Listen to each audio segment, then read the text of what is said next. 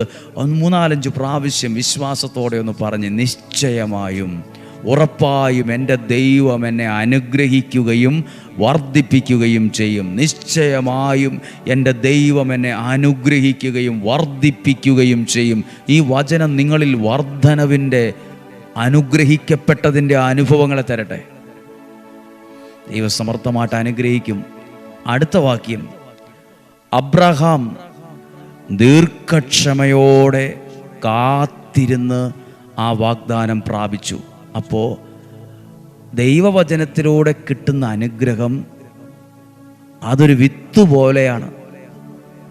അത് ദീർഘക്ഷമയോടെ ഇരുന്ന് അത് സ്വീകരിക്കണം.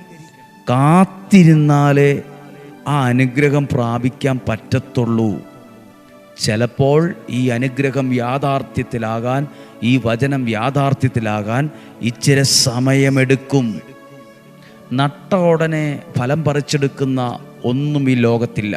എന്ത് കാര്യവും, നെല്ലോ ഗോതമ്പോ ആപ്പിൾ മരത്തിൻ്റെയോ ഓറഞ്ച് മരത്തിൻ്റെയോ എന്തിൻ്റെയെങ്കിലും വിത്തിട്ടാൽ അത് കിളിർക്കാൻ തന്നെ ഇച്ചിരി സമയമെടുക്കും. അത് വളരാൻ ഇച്ചിരി സമയമെടുക്കും. അത് ഫലം ചൂടാൻ, അത് പൂക്കാൻ, കായ്ക്കാൻ, അത് വിളവെടുക്കാൻ സമയമെടുക്കും. ഇന്ന് വചനം കേൾക്കുന്ന പ്രിയപ്പെട്ടവരെ, നട്ടപാടെ എന്തിയെ ഫലം ഇല്ല, കുറച്ച് സമയം കാത്തിരിക്കണം. അത് വിത്തായി നിൻ്റെ മേൽ, നിൻ്റെ കുടുംബത്തിൻ്റെ മേൽ, തലമുറയുടെ മേൽ വീഴുന്ന സമയമാണ്. അത് വളരാൻ പറ്റിയൊരു സാഹചര്യം വേണം. എല്ലാവരുടെയും പ്രത്യേകത, പലരുടെയും പ്രത്യേകത, നട്ട ഉടനെ എവിടെ ഫലം, എന്തിയെ ഉത്തരം. വചനം പറയുന്നു, അബ്രാഹത്തോട് ദൈവം പറഞ്ഞു, നീ അനുഗ്രഹിക്കപ്പെടും, വർദ്ധിക്കും. അബ്രഹാം ആ അനുഗ്രഹത്തെ സ്വീകരിക്കാൻ കാത്തിരുന്നു, ഒരുങ്ങിയിരുന്നു. ആ വിത്ത്, ആ വാഗ്ദത്ത വചനമാകുന്ന വിത്ത് വീണ് ആ അനുഗ്രഹം അനുഭവിച്ചത് കുറച്ചു ശേഷമാണ്, കുറച്ചു നാളുകൾക്കു ശേഷമാണ്. ശ്രദ്ധിക്കുക. നിങ്ങളോട് പ്രാർത്ഥിച്ചിട്ട് ചിലർ പറയും, നീ അനുഗ്രഹിക്കപ്പെടും, നിനക്ക് നന്മ വരും, നിൻ്റെ മക്കൾ അനുഗ്രഹിക്കപ്പെടും, വിവാഹം നടക്കും, ജോലി കിട്ടും എന്നൊക്കെ പറയില്ലേ?